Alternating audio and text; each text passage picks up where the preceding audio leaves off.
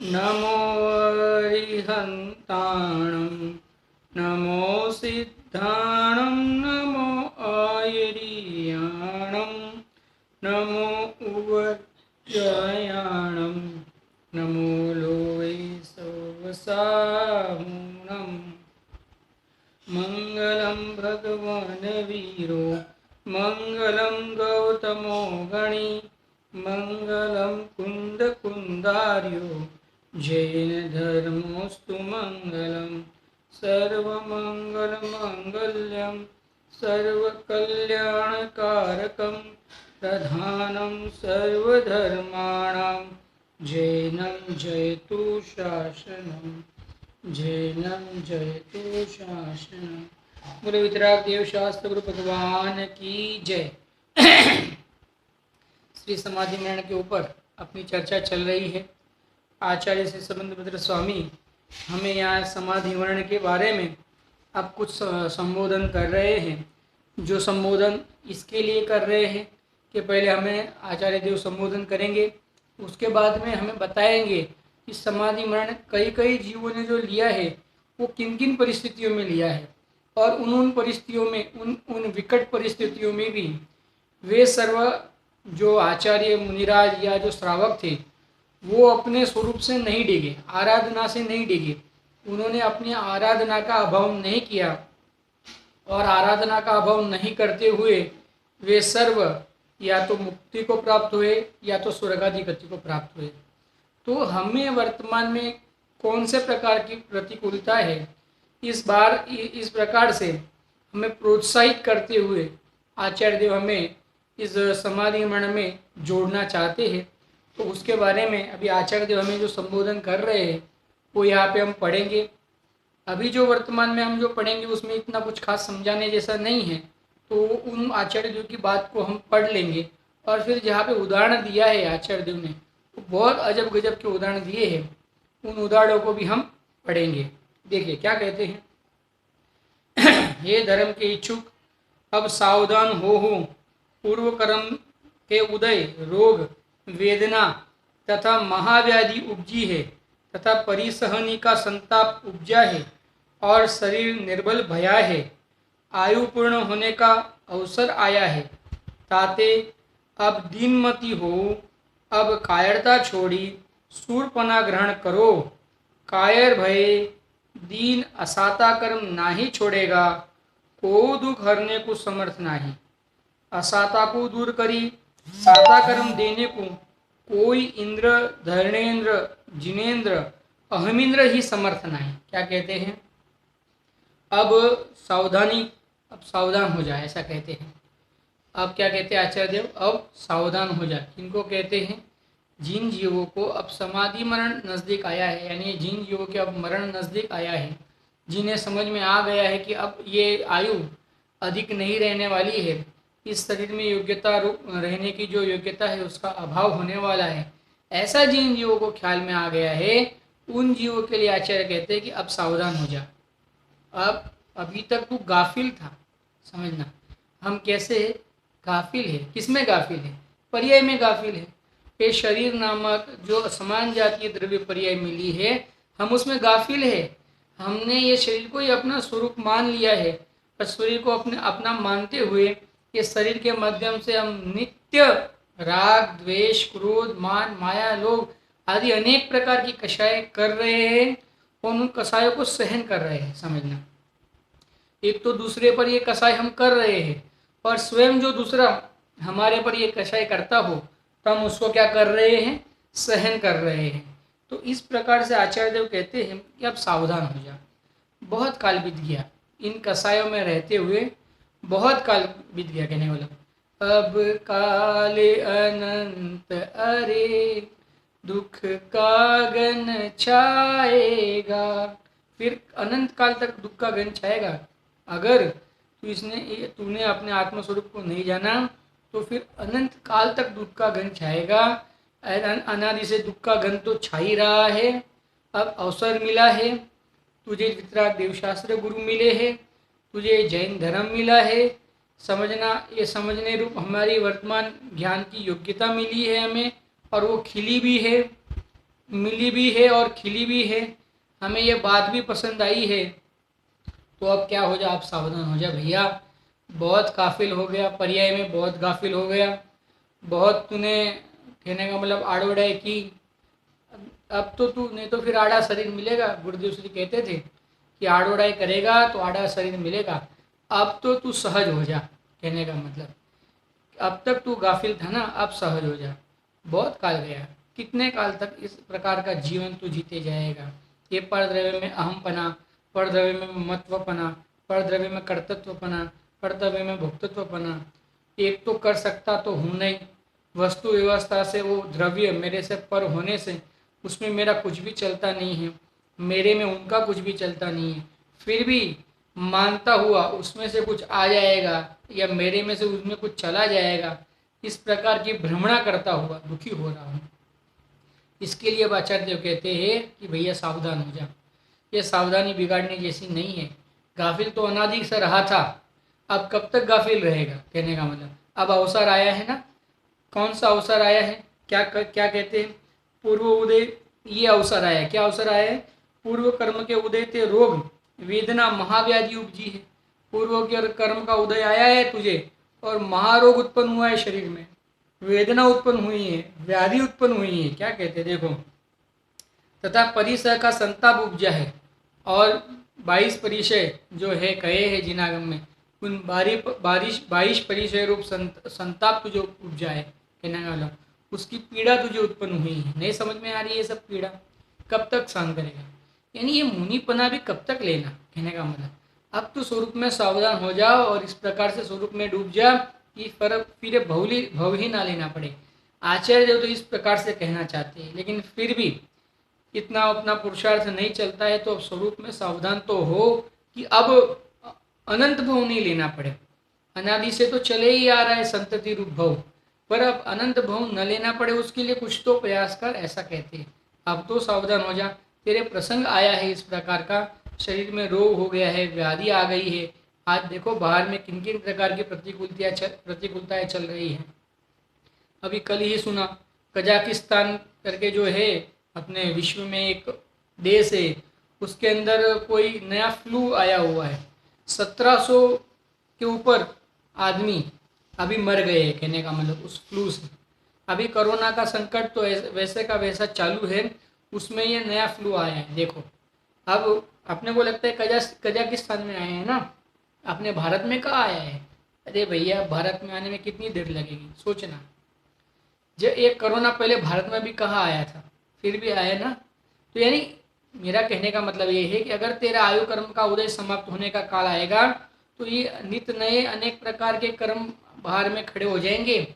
तू सावधान रहे, कहने का मतलब यह आचार्य देव क्या कहते हैं, तू सावधान रहे।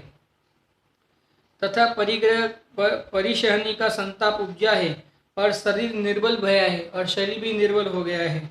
आयु पूर्ण होने पर अवसर आया है। देखो आयु पूर्ण होने का अब अवसर आया है, ये अवसर आया है हमें, हमारी अब आयु पूर्ण होने वाली है, ये हमारे अब अवसर आया है। क्या कहते हैं, ताते अब दीनमती हो, इसलिए अब दीनमती मत हो, कहने का मतलब कायरता छोड़ी सूरपणा ग्रहण करो।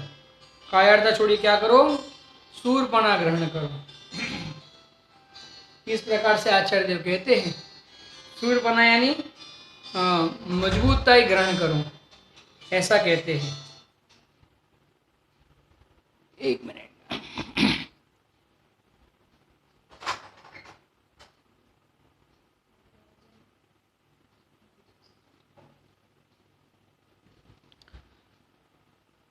अब कायरता छोड़ी सूरपने को ग्रहण करो, ऐसा कहते हैं।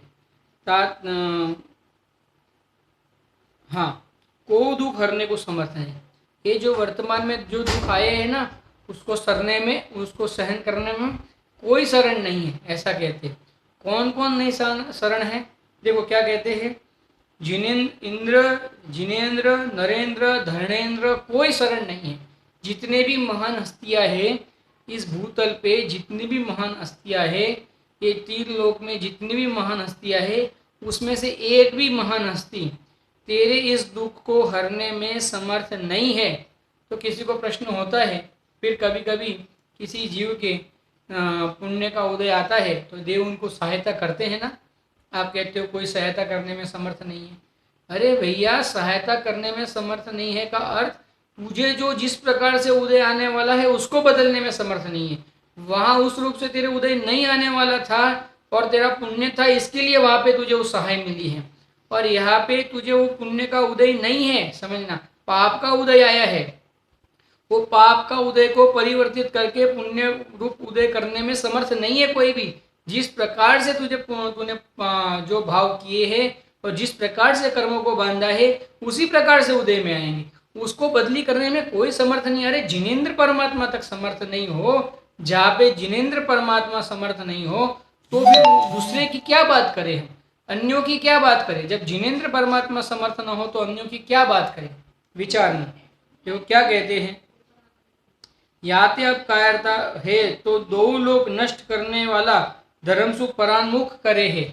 धर्म से परान्मुख हो जाएगा ताते धैर्य धारण करी कलेश रहित हो भोगेंगे तो पूर्व कर्म की निद्रा होएगी।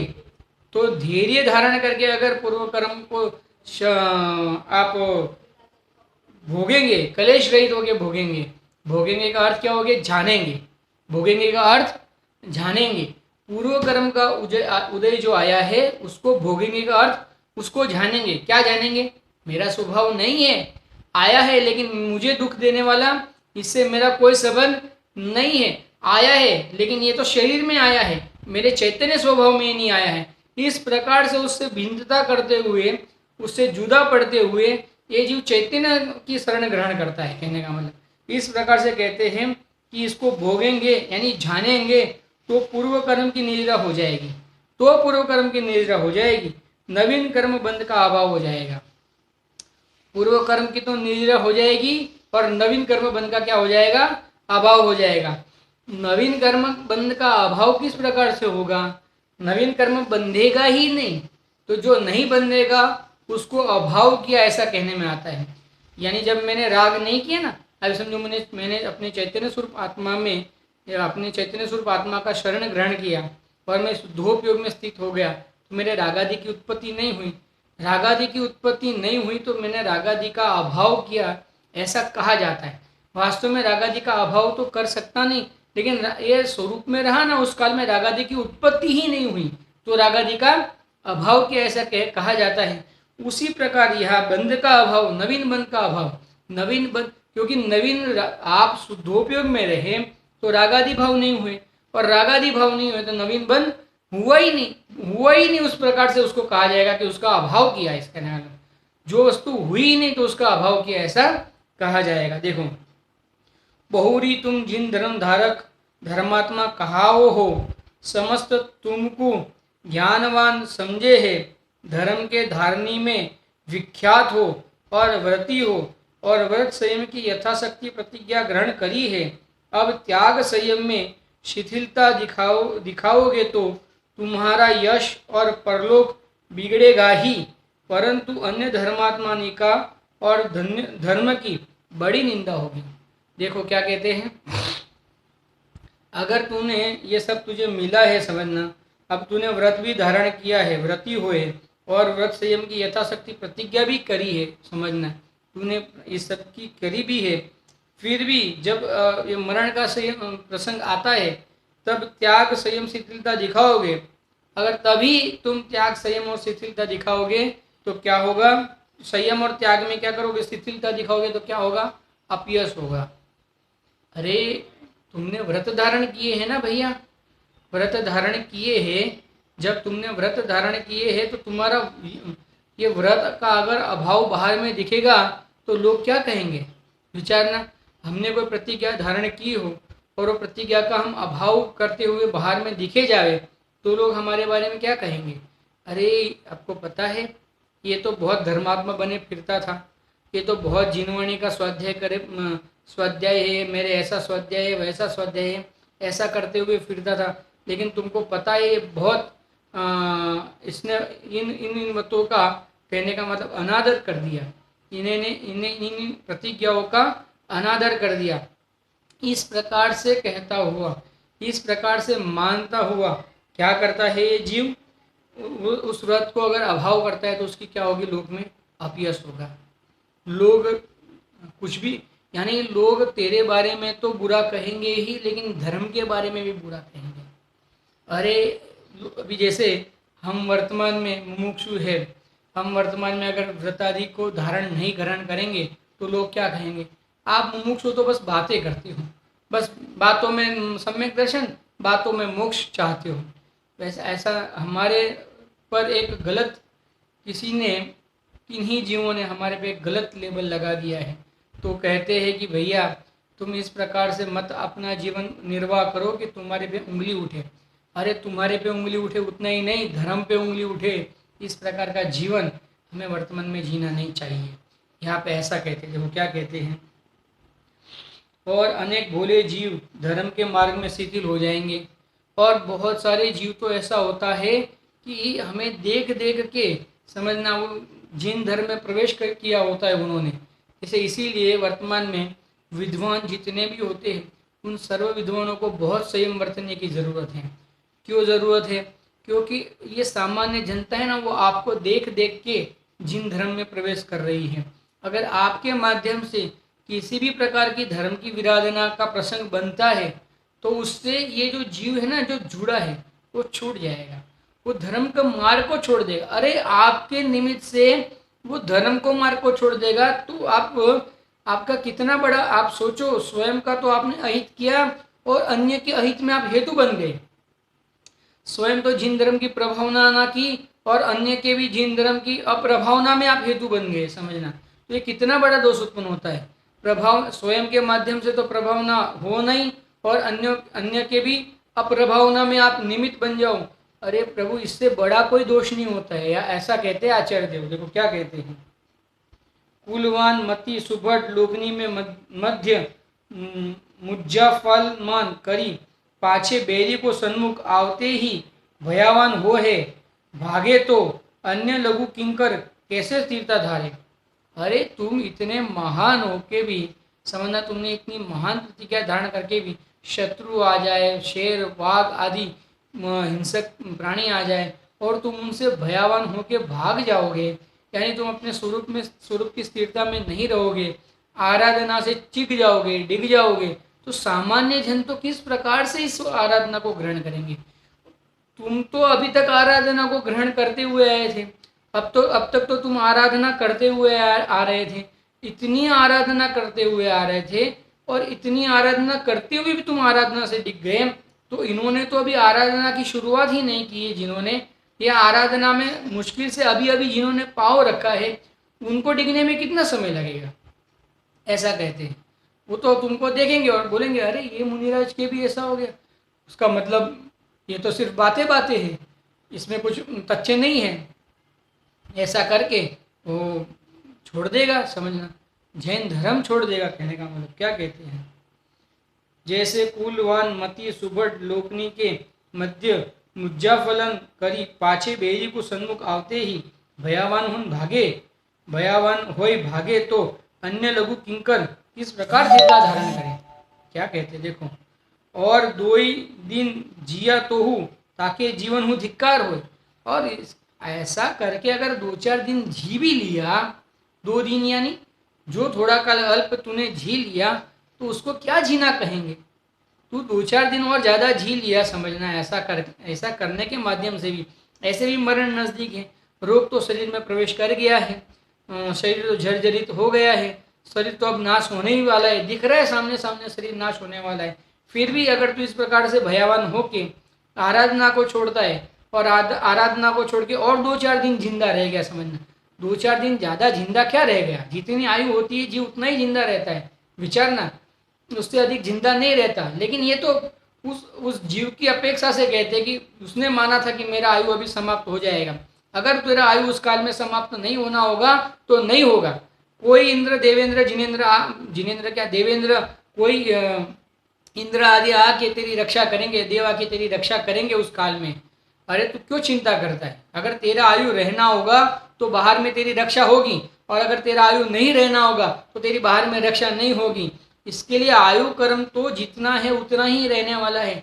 यहाँ तो जो कहते हैं ना 2-4 दिन तूने अगर जी लिया, वो तो उसको समझाने हेतु कहते हैं, सामान्य बात है। कहने का मतलब क्या 2-4 दिन, और 2-4 दिन और तूने ज्यादा जी भी लिया, ज्यादा जीता है क्या कोई?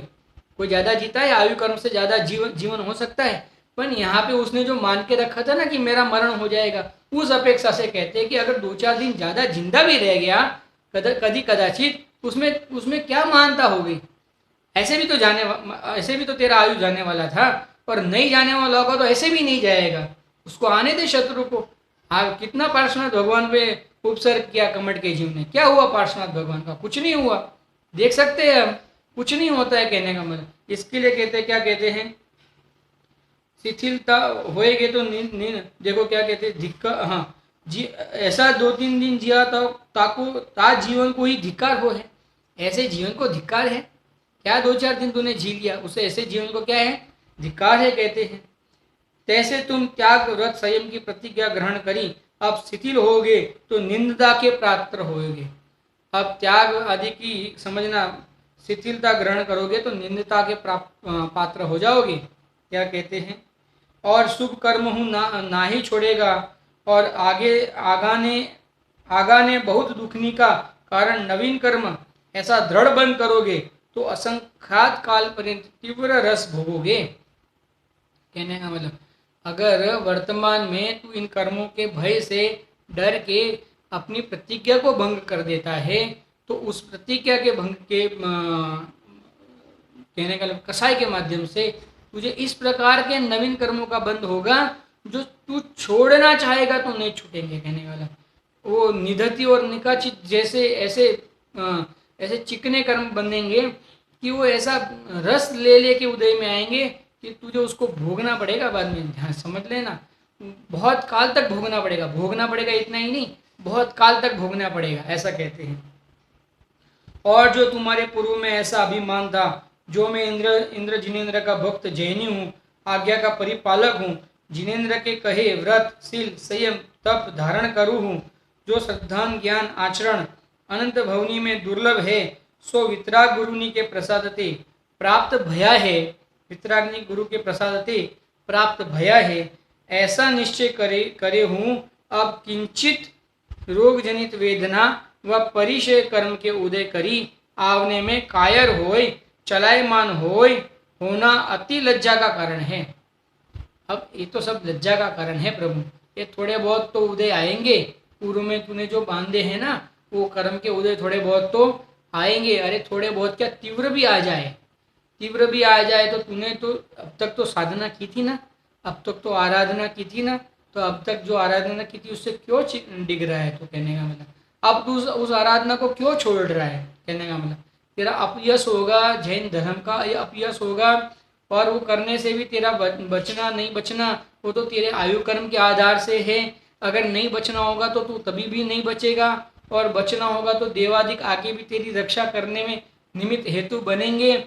तो अब तू क्या कर, तू तो आराधना में लग। बस एक ही बात है कि तू आराधना में लग, आराधना से मत डिग, ऐसा कहते हैं। देखो, वेदना का ऐता भय करो हो, सो वेदना ते मरण ही होएगा। तो सो वेदना से तो क्या होगा? मरण ही होगा। वेदना से कुछ नहीं होता है, प्रत्येक समय वेदना के कारण भाव मरण हो रहा है। ये द्रव्य मरण तो जब होना होगा तब होगा, लेकिन भाव मरण तो प्रत्येक समय ये जीव कर रहा है। देखो क्या कहते हैं, ये भाव मरण को छोड़ दे, ऐसा कहते हैं। मरण तो एक बार अवश्य होना ही है, ये तथाकथित सत्य है। कहने का मतलब, मरण तो एक बार होना ही है। इनके सबके एक बार मरण तो होना ही है, नहीं बच सकता है तू इस मरण से। जो देह धार्या है सो अवश्य मरण करेगा ही। सो तूने जो देह धारण किया है तो अवश्य मरेगा ही, क्योंकि देह मिला है तो देह छूटेगा ही। उसका स्वरूप ही ऐसा है, संयोग का वियोग होगा ही। उस संयोग का स्वरूप ही ऐसा है क्योंकि वो वियोग को लेके ही आता है संयोग। कहने का मतलब, अब जो वितराग गुरुनी का उपदेश या व्रत संयम सहित कायरता रहित उत्साह करी चारी आराधना शरण सहित जो मरण हो जाए तो इस समान वैलोक्य में, त्रैलोक्य में, यहाँ पे थोड़ा सा वैलोक्य लिखा है, त्रैलोक्य में लाभ नहीं। तीन लोक की राज संपदा तो विनाशिक है, पराधीन है। अरे ये चैतन्य की आराधना के सामने तीन लोक की संपदा कैसी है? तीन लोक की संपदा कैसी है? शरण रहित है और कैसी है? विनाशिक है। कहने का मतलब उससे कोई लाभ नहीं है, पराधीन है। अरे वास्तव में तो तीन लोक की संपदा क्या इस जीव को मिल सकती है? तीन लोक की संपदा प्राप्त करनी है तो क्या करना पड़ेगा? जरा विचारेंगे अपन। हमें तीनों लोक का नाथ बनना है। तीन लोक की संपदा का मालिक यानी तीन लोक का नाथ हुआ कि नहीं हुआ? तीन लोक का नाथ कौन है? तीन लोक के नाथ कौन है? जिनेन्द्र परमात्मा। जिनेन्द्र परमात्मा तीन लोक के नाथ है, समझना। अरे लोकालोक के नाथ है। कहने का मतलब जिनेन्द्र परमात्मा लोकालोक के नाथ है। तीन लोक के तो है ही है, अलोक के भी है, समझना। तो जिनेन्द्र परमात्मा लोकालोक के नाथ है। अरे तुझे लोक के नाथ नहीं, अलोक का भी नाथ बना मिल जाएगा। किस प्रकार से मिलेगा? जिनेन्द्र परमात्मा बन जा भैया। अरे जिनेन्द्र परमात्मा क्या करते हैं? तीन लोक को और अलोक को क्या करते हैं? जानते हैं। क्या करते हैं? यानी ग्रहण करना, यानी जानना। तीन लोक मिल जाएगा, उसका अर्थ तीन लोक ज्ञान में आ जाए। तीन लोक मेरे से पर है ऐसा ज्ञान में आ जाए। तीन लोक से मैं भिन्न परिपूर्ण पदार्थ हूँ, ये ज्ञान में आ जाए। इसको कहते हैं तीन लोक का त्याग। तीन लोक का त्याग कहे या तीन लोक की संपत्ति का मालिक है, समझना। ये तीन लोक की संपत्ति का मालिक है कौन? जिनेन्द्र परमात्मा तीन लोक की संपत्ति के मालिक है भैया। क्योंकि तीनों लोगों को अपने से भिन्न जानते हैं, एक साथ जानते हैं। कहने का मतलब अगर तुझे भी तीन लोक का नाथ बनना है तो जिनेन्द्र परमात्मा बन जा। तीन लोक का नाथ अपने आप बन जाएगा। बाकी तो बाहर में जो संपदा है वो तो वैसे भी नहीं मिल सकती है, और मिल भी गई तो विनाशिक है, समझना। किसी को मिल नहीं सकती है। तीन लोक की संपदा एक जीव को कभी भी तीन काल में नहीं मिल सकती है, समझना। कभी भी नहीं मिल सकती है। और अगर मिल भी गई, कल्पना करो मिल गई तो भी विनाशिक है, मिल गई तो भी पराधीन है, मिल गई तो भी दुख का कारण है। क्यों? क्योंकि पराधीनता दुख का कारण होता है। मिल गई तो भी क्या है? दुख का कारण है, पराधीनता है।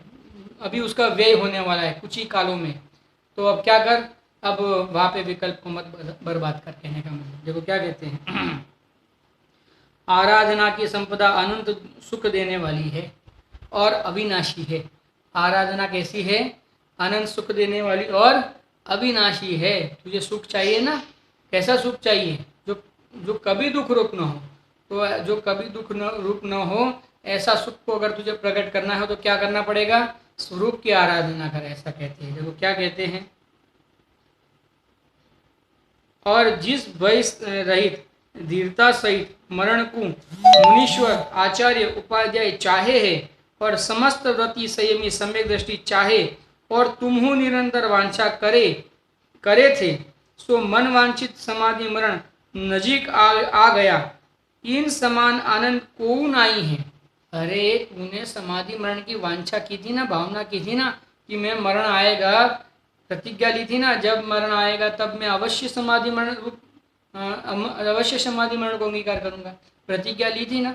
आचार्य अमृतचंद्र आचार्य देव ने पुरुषार्थ स्थिति उपाय में कहा है, मैं मरण समय में अवश्य समाधि मरण पूर्वक प्रतिज्ञा धारण करता हूँ, संलेखना धारण करता हूँ। अवश्य समाधि मरण पूर्वक संलेखना को धारण करता हूँ।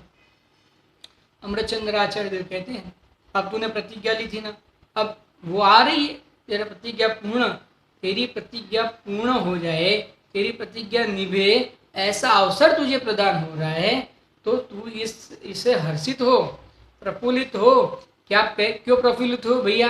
अरे जो मैंने प्रतिज्ञा ली थी ना, वो प्रतिज्ञा निर्वाह करने का अभी काल आ गया है। गजब था।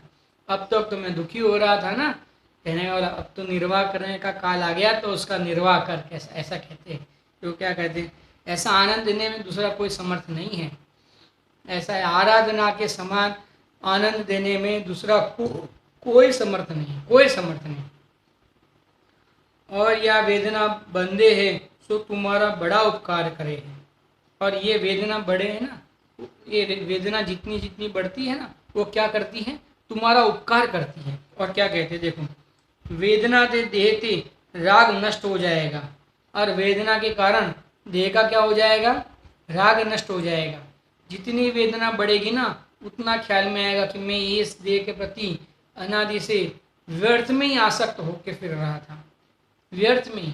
मैं मान रहा था कि मैं ऐसा हूँ, मैं वैसा हूँ, मैं होस्ट हूँ, मैं पंच इंद्रिय के माध्यम से इन इन प्रकार के विषयों का मैं ग्रहण कर सकता हूँ। इस प्रकार से तू अज्ञान रूप से मान रहा था। अब क्या कर, उस ज्ञान को छोड़ दे, उस अज्ञान से छूट जा, कहने का मतलब ऐसा कहते हैं। देखो क्या कहते हैं,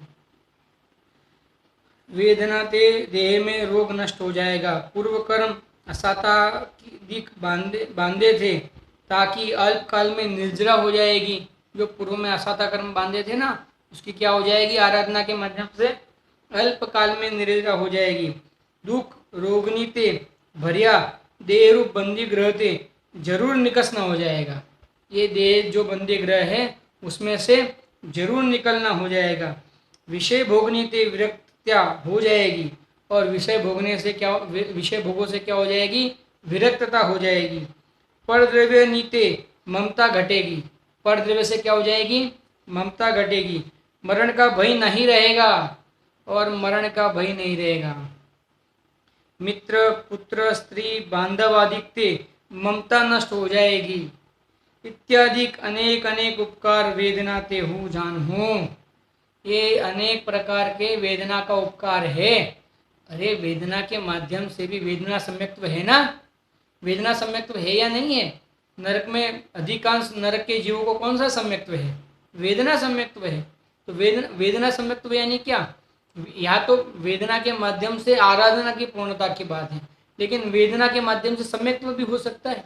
हाँ हो सकता है, वेदना का उदय आएगा, वो ज्ञान को जोड़ेगा कि वेदना मुझे क्यों मिल रही है, और उसका कारण जानेगा तो उन कारणों का अभाव करेगा। और यह भी ये वेदना मुझे क्यों हो रही है, क्योंकि मैंने शरीर का संग किया था पूर्व में, और इस प्रकार का मैंने उसके माध्यम से पाप आदि कषाय आदि भाव किए थे, तो उसका ये उदय आया है।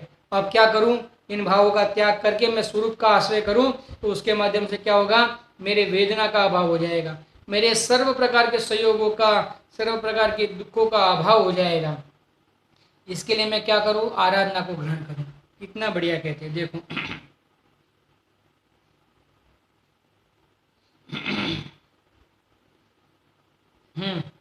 और कायर हुआ, वेदना बढ़ेगी, संकलेश बढ़ेगा, कर्म का उदय है सो अब टलेगा नहीं, याते अब दृढ़ता ही धारण करना का अवसर है।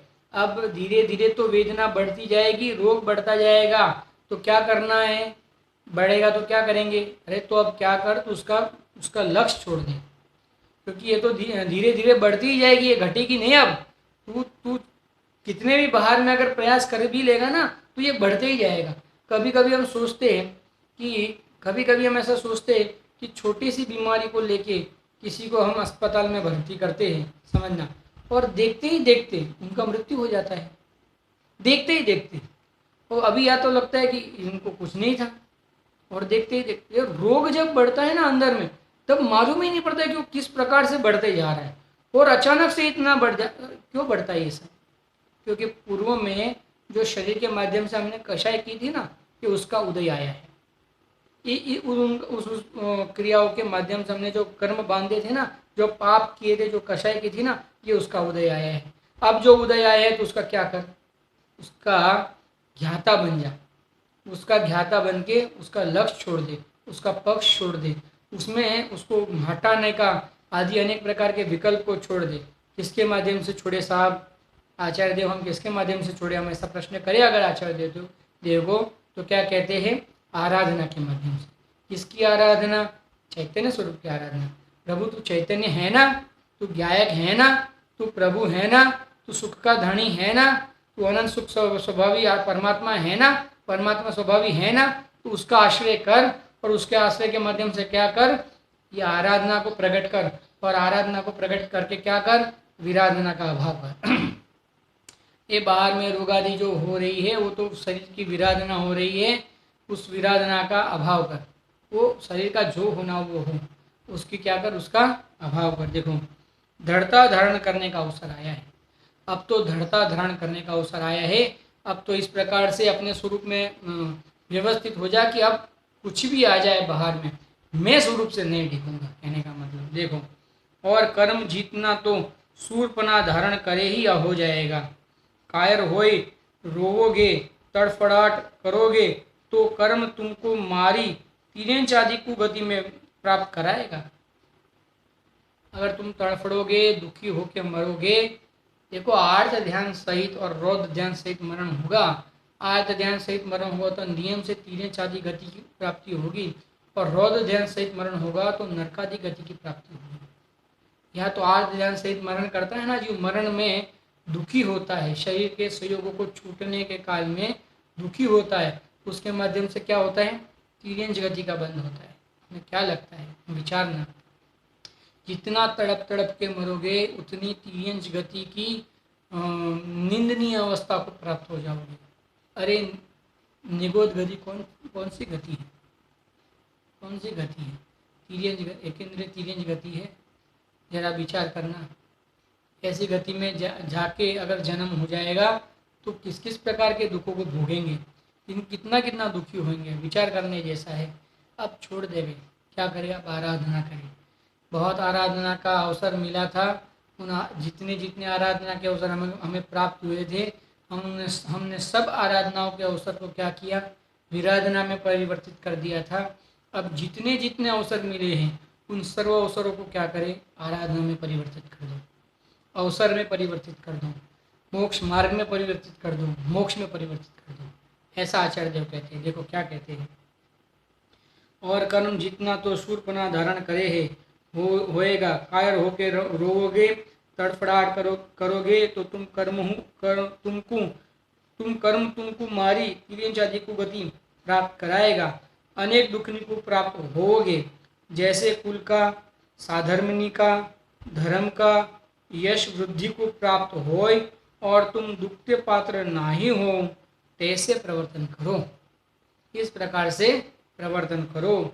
जैसे सूरवीर क्षत्रिय कुल में उपजे है, वे संग्राम में शस्त्र नहीं करी दृढ़ संतापित भय भूकुटी सहित मरण करे है, परंतु वैरी नीति मुख को उल्टा करी फेरे है। कहने का मतलब, अरे जैसे शत्रु, जैसे लड़ाई में, जैसे लड़ाई होती है ना, दो देश के बीच में जब लड़ाई होती है तो जो क्षत्रिय होता है, जो वीर पुरुष होता है, वो क्या करता है, अरे एक बार मरण भी आ जाए ना तो भी इस प्रकार से वो लड़ता है कि सामने वाला, कहने वाला, उल्टा देख के भागे।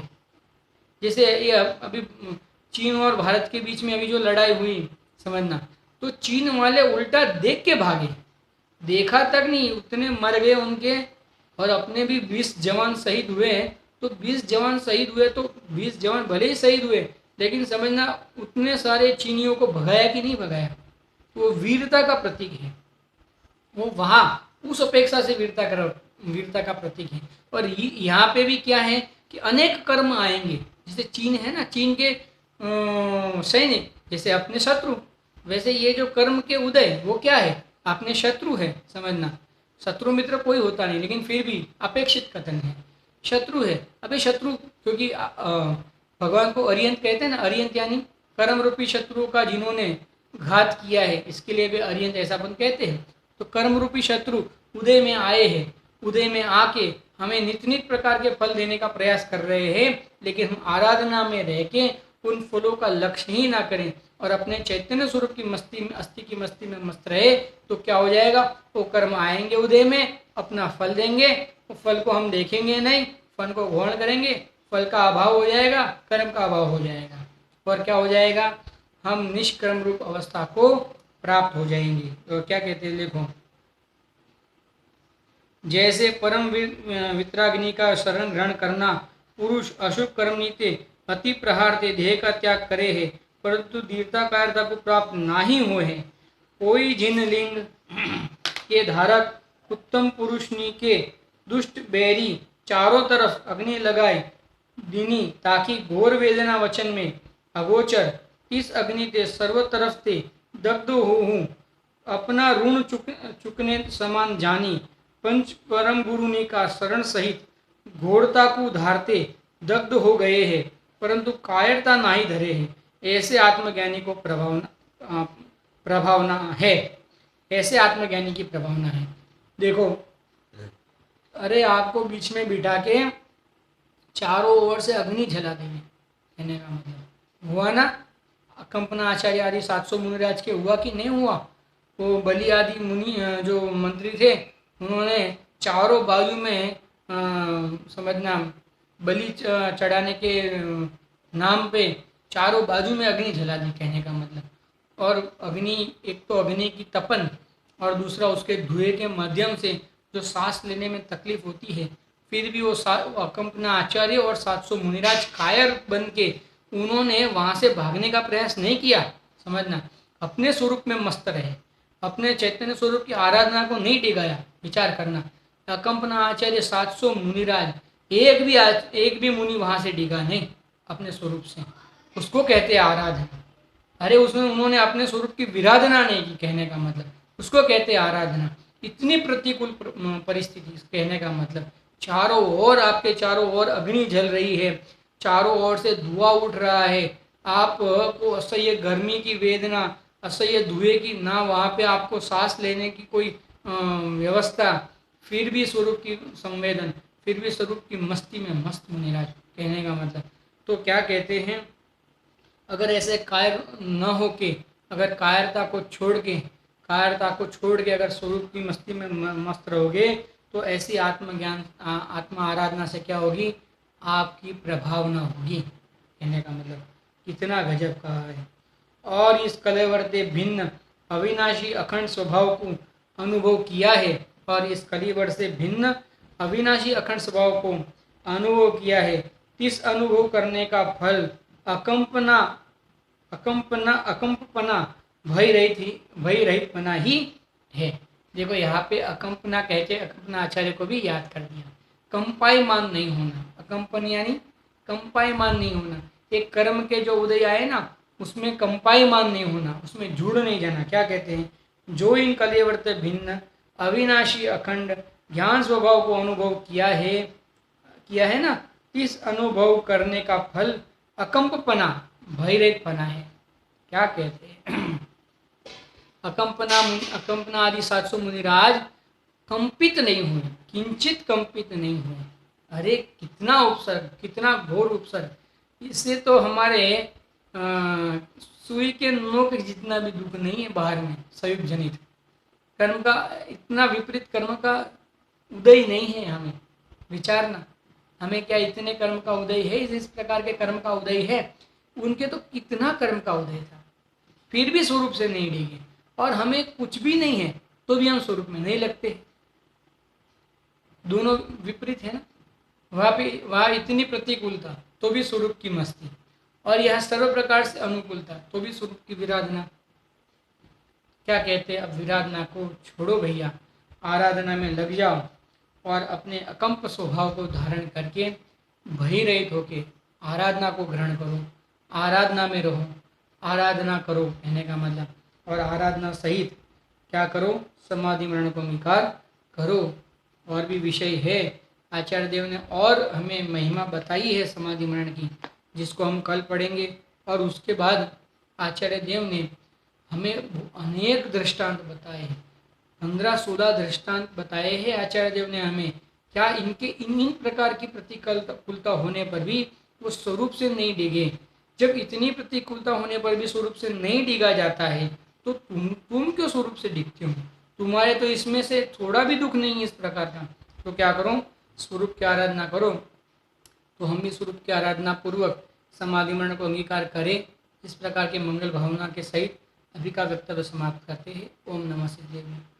सहजानंदी शुद्ध स्वरूपी अविनाशी हूँ आत्मस्वरूप। सहजानंदी शुद्ध स्वरूपी अविनाशी हूँ आत्मस्वरूप। सहजानंदी शुद्ध स्वरूपी अविनाशी हूँ आत्मस्वरूप। जिन वाणी के ज्ञान ते सूझे लोकालोक, सो वाणी मस्तक नमो सदा देत हूँ। बोलो द्वादशांगी परमंगलकारी जिनवाणी मात की जय।